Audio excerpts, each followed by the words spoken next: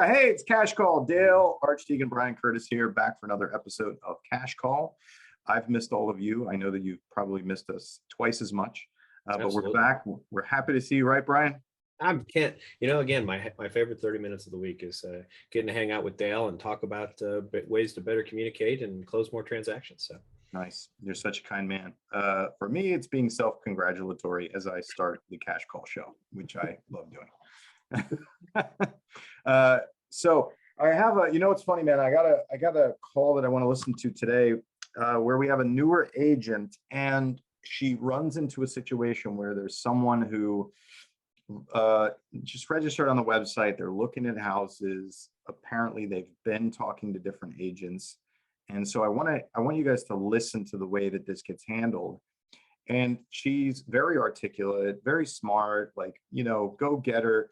The thing is that you and I want to talk about the elephant in the room, right? Which you were going to hear how there's still the elephant in the room. And I think that it just comes from a lack of experience. So we're going to listen to what happens, how she handles it. And some of it sounds really good. And in fact, I think that some of the listeners would really benefit from listening to the way that she did handle it. But then, you and I need to take it even a step farther to see how this can be handled a little bit better. cool. And I've got a good, go ahead. I'm sorry. I was going to say, or more completely. Go ahead, Brian.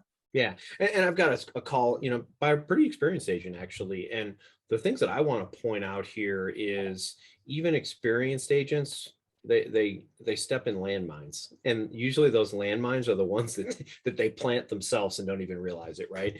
And because I think as we become more comfortable, the agent is a good friend of mine, good guy, smart, very successful, but I think sometimes we get a little too comfortable. I know I did. I know, like, after a while I was like, yeah, I'm really good at this, and I think sometimes that's almost more likely to bite us in the butt than the agents who, like, holy crap, I got to make sure I got all these things checked off, or I'm following a checklist type of thing. So there's happy mediums in this business, and the thing I would say to everybody is be careful not to get too comfortable, or you'll step on the landmine. So yeah, I'm pretty good at being cocky. Sometimes it works, and sometimes it bites me in the ass. That's the thing that really bites you, like, right? Like, every once in a while you do something dumb and it works out really well, and you go, see, and that makes you want to do it again. Right. I knew what I was doing the whole time. Yeah, got it. Perfect. All right, I'm going to just jump in right here, like 2 minutes and something. So we'll skip over the entry, but I want everybody to hear how this goes. Give me a thumbs up when you can hear it, Brian. And excuse me, have you talked to a lender? Do you know, as far as financing, how you plan to purchase the home? Yeah, we're pre-qualified. Oh, wonderful. What lender are you working with? I went through a guy named Johnny Lane. I know Johnny at Cross Country. Yeah. Yeah. How did you get connected with Johnny? That is an expert question right there. Yeah. I love that. And so, I love the opportunity to build commonality, the opportunity to do this. The one thing I would say is, and this is taking your call from a 9 to a 10. If I compare her to him, she's like, awesome. Woohoo! And he's like, well, I met Johnny at a meeting. So we've got to understand, again, the Joe Rico says this, I completely stole it from him, and one day I'll just claim it's mine. But if you're in a conversation, if you're in a relationship, if you claim it long enough, Brian, you get to own it. It's like common law marriage. Exactly. 7 years of, openly and notoriously using something, right? That's anyway. But my point is this: if it's really, really easy to be the person who acts the way they always act. But remember, part of our job is to make the other person comfortable. So if you're happy-go-lucky chipper with this, I love her energy. Believe me, I'd love to have her making calls for me. That being said, you've got to take that down when you're dealing with somebody who kind of talks like this. And, Johnny is a friend of mine, and and so just a little tiny tweak. Yeah. And everybody listening, there's a couple of reasons for that. One, she doesn't sound like him, right? Mm-hmm. So they're off. Yep. They're not syncing in the way that they talk. So it's clearly different. And two, people judge you. So if I'm monotone and low and you're happy and bubbly and a salesperson and asking me all sorts of questions, I'm going to judge you in a certain way. And I'm going to regard our interaction in a certain way. Likewise, if I'm super happy and excited and you are a wet blanket, I'm going to judge you. So you just need to be a little bit closer. I don't think that she should be wet blanket, but she should tone it down a little bit. Absolutely. And here's something fun. And, this is again in a pretty advanced technique. Match them pretty hardcore and then take it back a little bit closer to who you are and see if they come with you. Because if they come with you, you're in rapport. It's called pacing and leading. You're pacing by following them, pace. Now I'm going to lead and see if they come with me. And again, if you've never done this before, don't try it on the first time with a lead generation call. Do it, with somebody at the grocery store or the bank teller or whoever. But it's a very powerful technique and it will put people in rapport. Here's something that I believe. And it happens on a subconscious level. Different equals bad. Now, do I really think different equals bad? No, but on a subconscious level, if you're not like me, my radar goes up. So right. Do that. Okay, so let's hear this. Please. Another realtor told us about him. Oh, gotcha. Remember the question was, how'd you get connected to the lender? Another realtor told us about it. Now listen to what she does. And I would say that probably half the crowd listening could really can improve their skills from what she's about to do. And this is similar to what we teach. She didn't execute it exactly, but pretty close. Yeah. Okay. So are you already working with another realtor? Actually, there's a couple of them calling me and giving me listings. Good. Oh, okay. Gotcha. So are you committed to any of them or have you signed agreements with any of them? Now, she said, are you committed to any of them? She should have stopped there because she just muddied the waters with have you signed with them? Those are two different things, right? I can be committed to somebody and not having signed with them. I can sign with somebody and not necessarily be committed to them. Yeah, so in the Venn diagram, they're not 100% overlap. Yeah, they're not overlapping. They're not entirely overlapping circles. So, we like to teach that you ask one question that you want the answer to at a time. And a powerful question is, are you committed to any of those agents? Because I'm afraid of commitment. I was engaged for like 4 years before I actually got married, right? So a lot of us are. Go ahead, Brian.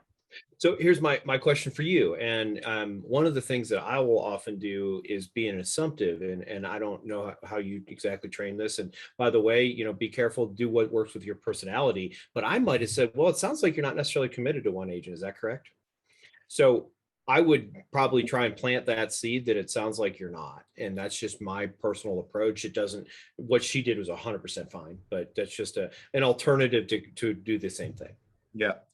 So I would say for everybody listening, listen, if you can get as far as asking people, staying in the dogfight and asking if they're committed to anyone or being assumptive and saying you assume that they're not committed to anyone, you will be improving your skills. Now let's hear what happens.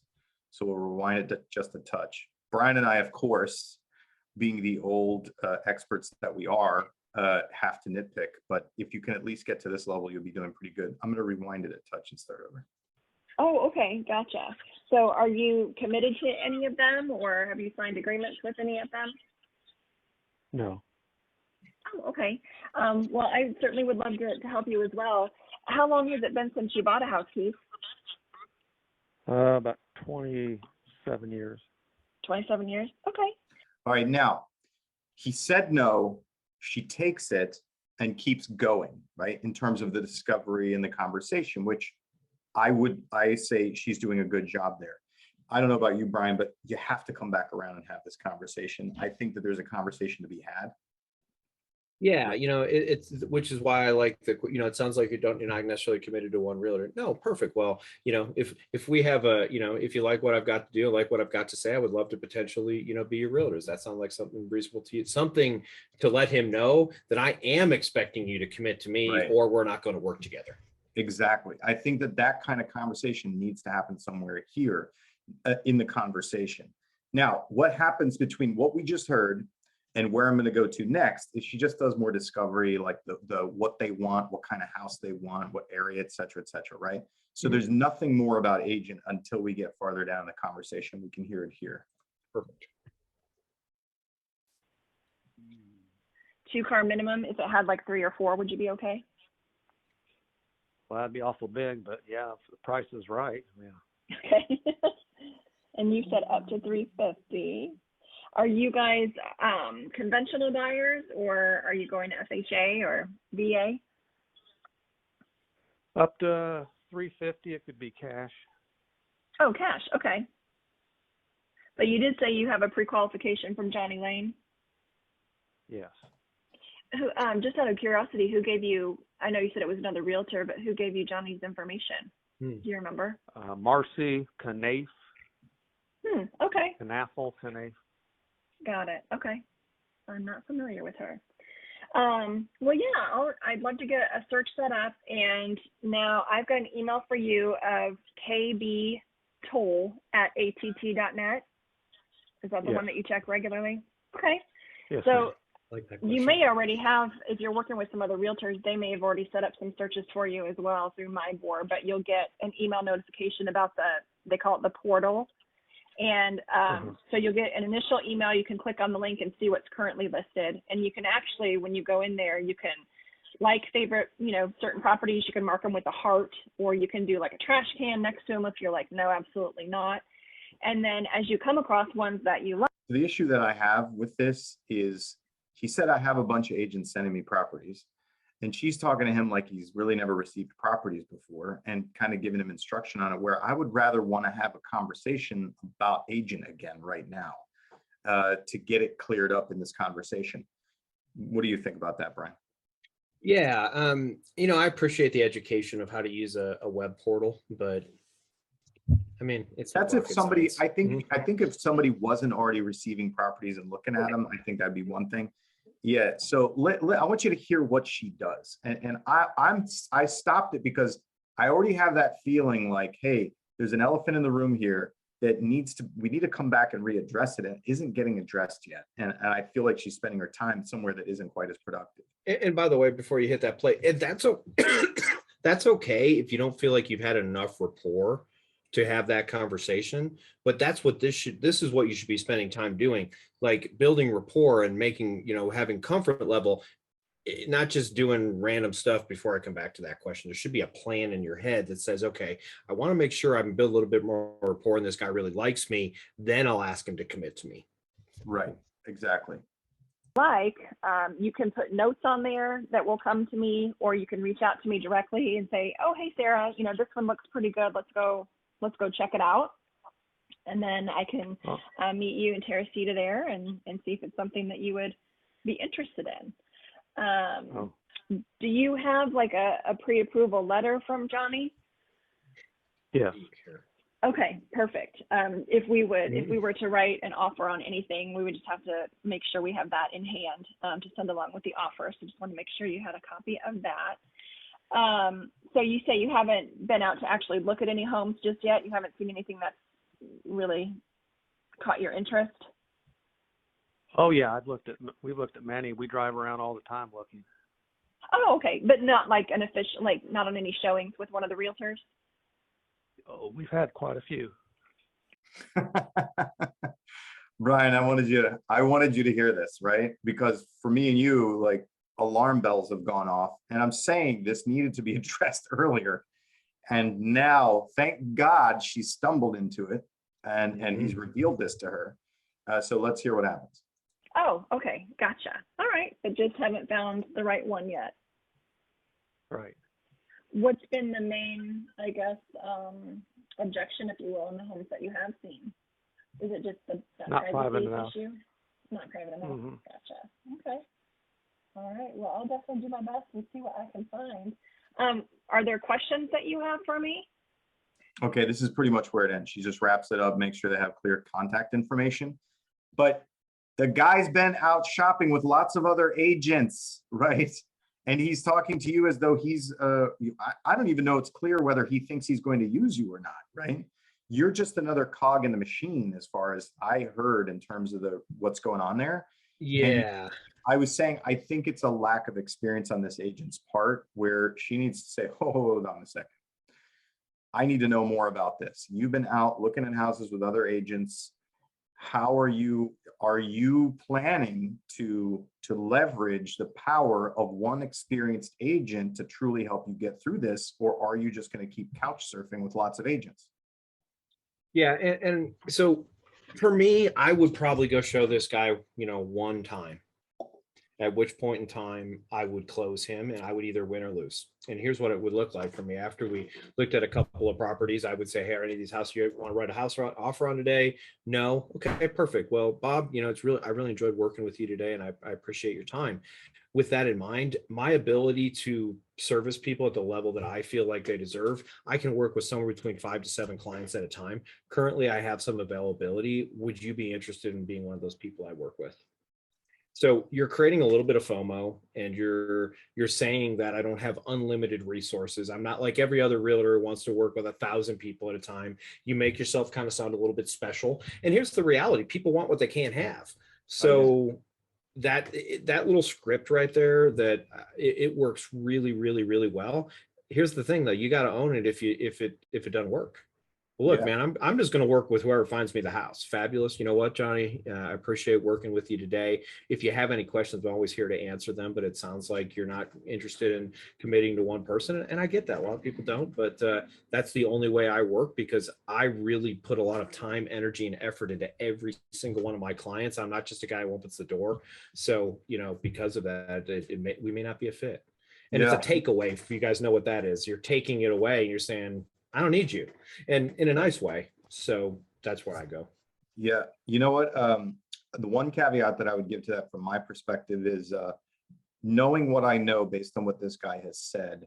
Before I agreed to go out and show him anything, I would want to have a conversation about whether or not he would consider working with one agent versus many, right? Okay. Now, Yeah. because I just want to know, is he in the camp that firmly believes that he has an advantage by working with many agents and won't consider working with one? And occasionally we'll run across people like that. And I think for me, if I were early in my career and I didn't have shit else to do, and I just be like, I need to get in front of people, even if the guy says, I'm going to work with anybody that brings me the deal, and I'm not going to commit to any one agent, okay, I'm going to go show him a house and see if I can win him over, right? Or at least maybe get lucky and put the property in front of him. But if I'm farther along in my career, right, or if I have a choice to make and that person says, I absolutely will not commit to one person, then I probably wouldn't, right? I'd move on and I'd find somebody else who is open to committing or is interested in committing. I think that's the one difference that I would have there. Unless, I think that's pretty much it. I think that would be. And that's a pretty easy script. Hey, Dale, why don't we go look at this house? And with that in mind, if we hit it off, if it seems like I'm a good agent and a good fit for you, would you consider, being exclusive with me? Yeah. Yeah. Exactly. Okay, great. At least I know that there's a chance, Right. and if he says no, then I'm like, well, I appreciate that, but again, and then I might go back to my 5 to 7 script again. But yeah, no, I agree with you. It's definite. And here's the reason I'm scared to counsel people the way that you did. All too often, I feel like agents overqualify people and miss huge opportunities. So, again, those of you who are like, I got 27 other people I got to show houses to this week. Yeah, if they don't commit to you, don't. But if you're literally not showing anyone else houses, take a little risk, because at the end of the day, you've got to figure out where you're at on that spectrum. And I've been on both ends of that spectrum, where I had so much business that I could have just gotten that I wasn't willing to waste my time. And I've also been in the time where, like, it's just, in a way, it's just another form of lead generation, going and meeting somebody and trying to convince them that there's a value to work with you. Yeah, there's also something to be said, and I want to put this out there that I'm sure you have this too. I have experience, both my wife and I have experience of talking to somebody who's like, I'm not going to commit to any one agent. I'm looking for the house. You bring me the house and I'll buy it. Mm-hmm. And we actually went out and found the house in multiple cases before it hit the market, and we put it in front of this client and they purchased it through us because we were active in the market, right? And so it absolutely happens that way. So you don't have to get somebody to commit to you. And frankly, if you're you should be constantly looking for properties that are coming up, or that you can put in front of your clients, or that haven't hit the market yet. So hopefully you can get them listed, or if even at very least bring the buyer for it. And if you find something, somebody will buy it, right? So it's not a waste of your time to be looking for properties. If you have somebody who's looking for a needle in a haystack, like a property that's half the price that it should be in a desirable neighborhood, that's a no-go. But looking for something that is in the strike zone of a group of buyers is a good time investment. I'll also say this is why I'm a big USP fan. So, this guy clearly doesn't give a rip currently. Maybe he will in the future, which agent sells him a house. Like, it's not important to him. Like, he's not worried. And you can, and here's the thing. This is Bob. He kind of talks like, he doesn't seem like, he's not a guy I'm going to go drink a beer with after we're done, and who knows, maybe Poor he's guy. completely different in person. Who knows? I have no Maybe idea. he's a wild man after his Yeah. first beer. Who knows? Right. He flips a switch. Who knows? But the other thing is why I like USPs. Hey, Bob, I understand that not everyone's willing to commit to somebody. If I could show you a way that working with us through some of the unique programs we have, I can save you between $1,000 and $1,500 on the purchase of your new home. Is that something that would be of interest to you? Not, hey, but here's where most people do it wrong. I've got this program. I'm going to save you $1,500. No, if I could, would you be interested? Right. Make them say yes, make them commit, make them say, well, I want to know more about that. It's a teaser, if you will. And by the way, I can do that. I'm not just making that up. So, that's something to understand as well, is maybe you just ask a question, because remember this guy's worked with 12 realtors or some ridiculously large number. None of them have impressed him. None of them have given him a reason to work with them. Now, he may be unimpressible, but maybe they just opened the door and went, let me know if you have any questions. Maybe they weren't trained by Dale. So. Oh, you keep going. Awesome. Hey, should we play another call, or where are we at time? Do you want to do? Do we do a call or Q&A? Let's do Q&A if we have time. Let's put it to a vote in the chat. Do you guys want Q&A or do you want another call? Because you'd have to chat in some kind of question in order for us to do Q&A. Very sneaky, right? So there we go. Sue Britton. All right, Sue, what you got? What do you have, Sue? I think there was a guy who was on last time. We didn't get to answer him. I felt bad. Let's see. Sue wants Q&A. Who else? Feel free to put your Q and your A in there. Yeah, there you go. We'll do the A and you do the Qing. Absolutely. All right. Any questions? Any issues, objections that you're having difficulty with? Getting ghosted. I love talking about getting ghosted. Other people ghost me. Oh crap, not to do with calls. Website was the average good time for a client to be online. I have no idea, Sue. I don't know how long the average time for somebody to be online is. You're looking for you're looking for someone to spend at least 2 to 3 minutes on your website. That's a good, if someone's spending less than a minute on your website, they probably just clicked, maybe looked at the one house that there was a pretty picture and jump back off. You want to see 2, 3, 4 minutes, and then above, obviously more is good. But I did use your sneaky, what number would you like me call from? Sue Excellent. used my get their number script. Thank you, Sue. Sue Britnell is chatting in for those podcast listeners. We have a script that we use for getting the phone number of a decision maker or other party, which is a very sneaky way of doing it. Brian, have you heard the way I've done it for you before? Yeah, we've done it together. Yeah, we've done it before. Okay, good. Yeah, so basically you kind of play with their psychology. I would warn people that might be a questionable way of going about it. But essentially, if you know that if you're going to ask somebody for someone else's phone number, the most common response is, I'll give them your information, right? Yeah, I'll have them give you a call. 99 times out of 100, I'll give them your contact info. So instead of asking for the person's info, you just start by saying, hey, will you give them my info? Yes, I will. Okay, fantastic. Here it is. And it's really important. I want to share this whatever piece of value with them. So when do you think they'll be calling? Oh, I don't know. Okay, great. Well, I'll step out of whatever meeting I'm in just to make sure I catch their call. What number will they be calling from? And I would say probably 50 to 60% of the time, the person will be like, oh, they're calling from this number, blah, blah, blah, blah, blah, blah, blah. Because they are now in a mindset where they can't even think or don't even realize that you can just simply take the number and call the person at that point. So that's where that's where the ethical question comes in. Do you want to mislead someone into thinking that you're going to wait for the person to call them versus using the number right away? If you have an ethics concern, just say this. Well, if I don't hear from them in the next 24 hours, I'll just ring them after they've given you the number. I like it. Just add that in there. If you have a concern, Now Yeah. we solved. I did wait until the next day. There you go. Uber So, now said you waited till the next day. That fixes it. yeah, there's nothing wrong with that, because what if they can't take the number back, Right. never mind, it was wrong, delete it from your memory, That's it's funny. I already got it. That So, reminds me when I first started doing mortgages, and I'm just like randomly cold calling people who had adjustable rate mortgages that were getting ready to reset. So I basically call them up and tell them what their mortgage was and their rate was and when it was going to reset, and then asking them if they wanted to do a refi. And you have to get like date of birth and social security number, all that stuff, right? So I remember this one time I'm speaking to clearly an elderly woman. I get all of her information. She gives me would have given me like her kids' birth dates if I wanted those too. And then I was like, I could just tell it was so easy that I was like, okay, Mrs. Whatever, I know you just gave me the information. You're safe. Please don't ever give it out to anybody else who calls you randomly. Just stop giving out the information, okay? Unless you know who they are. So it reminds me of that, where I'm like, okay, we got that, but oh man, I got to close that door behind me, make sure nothing bad happens. well, and from a completely selfish reason, it also makes it easier when the next loan officer calls them. No, I don't give out that True. information over the phone. So, True. and I know that's not why you were doing it, but No. an added bonus. So Yeah, I was worried about the Saudi prince that was going to call her next, or the Lord. electric people that wanted to hijack her, or the IRS that was going to call her. All right, so it looks like we might have another question. Okay.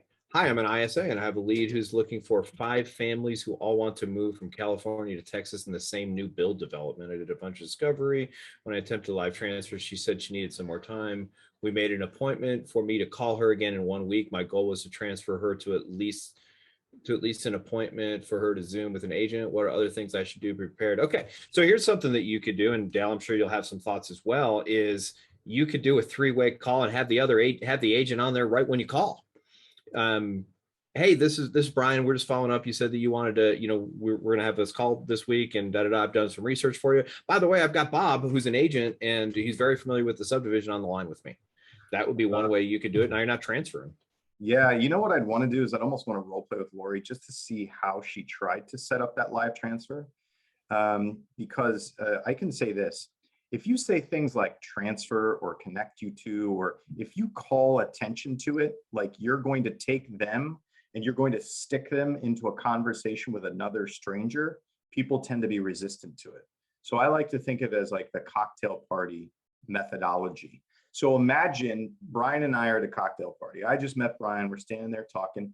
And I'm like, hey, Brian, you know what's crazy, man? I would like to put you in touch with this mortgage person who's going to take some information from you and talk to you for a while and hopefully sell you a mortgage. Can we do that now? Brian's going to be more like, oh, hold on a second, Dale, right? Or if I'm like, I'm going to transfer you over to this person, it sounds like a whole new conversation, doesn't it? Mm-hmm. So instead, if you do the cocktail party method, just imagine that your lender or your agent just happens to be walking by at the same time. You see them out of the corner of your eye. So it sounds more like this. Brian, you know what? All that sounds fantastic, man. And you know the best way to help you is I have a neighborhood expert who knows all about that development and could probably give you some good advice or send the exact properties that you need to see. Let me see if she's available to talk right now. Hold on a second. And I'm just going to put you on hold. There's no asking you if you want to do it. I'm just going to do it. And usually people will wait. Believe it or not, they're not going to hang up. And let me be, here's super advanced. Like, and I haven't been an ISA in a long time, and I've never officially been an ISA, but if you're an agent who doesn't have an ISA, you're an ISA. So if you can also like get that person on the phone before you ask if you want to have them on the phone. Like, I don't know about you, but most of those systems, I could text Dale and say, Dale, I've got a hot lead for you. Can you take a call right now? Yeah, you can potentially do that. And if the answer is yes, call me. And I'm literally just going to merge that person in when that happens. And again, this is a tricky technique, but hey, I've got Bob, and he's available. And I was just checking, and he's an expert in, Jones subdivision over here with all these new builds. He's sold 7 or 8 of them. He knows exactly what he's talking about here. I would really like to connect him in, and so I'm going to do that now, if that's okay. Yeah. Yeah. Okay. Yeah, I think that's a good strategy as well, provided that you can patch them in that way. Yeah, and it depends on the system you're using. There's lots of different dialers. There's lots of different systems. Some of the things, some people are like, my system don't do what Brian's just said, and that's okay. But it's just an option out there. If you've got the technology, make sure you're utilizing it. I guess is really Yeah. the point. I think we should, I don't know if we read the full chat here, and my marketing team is going to yell at us about the podcast if we don't read what the chat said. Did you read what the chat said? So that I did. I'll read it again. Hi, I'm an ISA and I have a lead who's looking for 5 families who want to move from California to Texas in June 22, so next year, and they all want to live in the same new build development. I did a bunch of discovery. When I attempted to do a live transfer, she said she needed more time, and we made an appointment for me to call her again in 1 week. My goal will be to transfer her to it, or at least make an appointment for her to Zoom with one of our agents. What other things should I be planning for, prepped with, thinking about when I make this call? Yeah, there we go. So let's actually answer the question then, because we were pontificating on how she attempted to do the quote live transfer. And honestly, I would get rid of the terminology live transfer. Never say that. Nobody wants to be transferred, right? Yeah, that sounds horrible. Am I going to make a queue? Yeah, right. Let's say live connection, or Yeah. I attempted to make a live connection. It didn't work, and you do it without pointing out that that's what you're doing. Is my advice and Brian's advice. So the goal would be, what other things should I be planning for, prepared with? Thinking about when I make the call, meaning the call back to the lead who said they needed more time. One thing, Lori, that I would have done before you let this person off the phone is figured out what they needed a week for, right? Brian, you tell me, I want you to object to me in this way. Hey, Brian, you know what? Let me see if my area expert's available. She knows all about that development over there. I can probably send you over the current list of active properties. Hold on a second. Let me see if she's available. No, right now I don't have the time to do that. Realistically, I think I need about a week to go ahead and I need some time before I'm ready to talk to somebody about that. Oh God, it sounds like you have some things to do. So during, what do you need the week for, Brian? What will you be thinking about? Whether or not you're actually going to make the move, or whether this is the right development to look at? But again, I said there was 5 families, so I kind of really feel like we need to coordinate all of these. I mean, I've kind of been the person put in charge, but at the end of the day, I don't get to make a decision for the 4 other families. Got it. And is that a decision about getting information about what developments are here, or a decision about whether you guys are even going to make the move? I feel like we're going to make the move. I just don't know if it's going to be this subdivision or a different one. Got it. Okay. Well, listen, Brian, we can help you with any of those. My area expert has all of the developments that are available currently. And wouldn't it be great if you could go back to your group with a bunch of options? Yeah, that sounds great. Because who knows, this place looks fabulous online, but sometimes I hear that they take really good pictures and the houses aren't quite as nice as they look online. So absolutely. You would be surprised. Okay, let me see if she's available. She'll talk to you for 5 minutes and send you over everything that you need to put in front of your group so you guys can make decisions. Hold on a minute. Perfect. Now, Lori, maybe this person said why they needed more time or didn't, but I just gave everybody the example of what you do when somebody says, not yet, I need to talk to somebody else, or I need longer. All I did is I kept giving Brian 2 options, which was do it at all or do it this way, right? Or do it with this person or do it at all. That's all I'm doing, is I'm breaking it apart. I'm not asking him, what do you need to talk about? I'm asking him, do you need to talk about X or do you need to talk about Y? And he's going to pick either X or Y, or he's going to tell me what the alternative is. Yeah, and let's nerd that up a little bit because I'm pretty nerdy. What Dale's doing is what's called a double bind. And what a double bind is I don't care what their answer is. Right. So the answer in essence to me is yes, either way. Would you like to look at a house today or tomorrow? I don't give a rip when you want to look at it. I just want to make sure you look at the house with me. So whatever question, is this something you're going to do for sure? Or is this something that you need to talk to these people about? Oh, I need to talk to, okay. So what are you going to talk to them about? Is it about location, or is it about the number of houses? We're just giving them all these other options. And if you notice, the answer to that question is never no. Right. And that's why it sets it up, because people, they sometimes will get frustrated because they want to, but most of the time they'll just go through and answer your questions. This or this, this or this, this or this, this or this. And you're doing discovery and they don't even realize, it's just bam, bam, bam, because it's easy to answer the question, right? Yeah. And it really works exceedingly well. And that's one of my favorite techniques, and it works in almost every situation. Yeah, exactly. And even in this role play, ultimately what you said was, I have to talk to everybody because I'm not sure about this development. Well, I just changed it from this development to all the developments, and even gave you a value statement by saying, wouldn't it be helpful if you went back to them with more options? Right. I never thought of that, you know, Right, exactly. because I didn't see the other developments for whatever reason, you know, and, you know, in that market. So yeah, love it. That was beautifully done. And by the way, Dale and I didn't practice this. So it was just, this is what we do over and over and over again. And, you know, I think a lot of people get caught up in scripts. I don't know if you noticed there, but Dale didn't really use any scripts. And that's the beauty of doing things like this, because I don't need to know the script. It's just Right. a set of questions. That's why I always find it so hard when like, you know, if we're going to be asked to speak on stage or something, or do some kind of live event, and whoever the host or moderator is not like on our level, and they're like, hey, can you talk about a great script for whatever? Or, you know, people want to know the best scripts that are working right now. And you're like, that is a oxymoron, right? The best things that are working right now are not scripts, right? They are strategies for realistic conversation, understanding who you're talking to and what their needs and wants are, that are packaged as a no. Yeah, and here's the thing: does Dale have some scripts? Yeah, he told you 2 or 3 scripts earlier. You heard my 5 to 7 people I can work at a time script. But at the end of the day, even if I didn't have those scripts, I have process, and that process is what carries me through. And if you're a person who can sit down and read 50 things and memorize it, great. But most of us hate that anyway. We try to use the script, and who do we practice it on? I practice it on Dale as my client. So again, I'm not anti-script. It's just that's not the people who are really good at sales.